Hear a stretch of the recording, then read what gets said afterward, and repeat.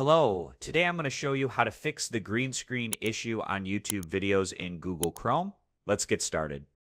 Sometimes when you play YouTube videos in Chrome, you might see a green or distorted screen instead of normal playback.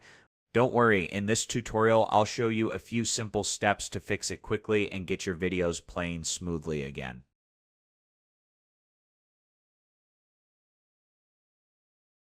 In the top right corner of your Google Chrome browser, click the three vertical dots to open the menu. Then select Settings near the bottom.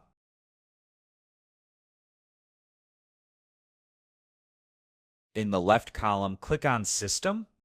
Find the Use Hardware Acceleration when available option in Google Chrome and turn it off.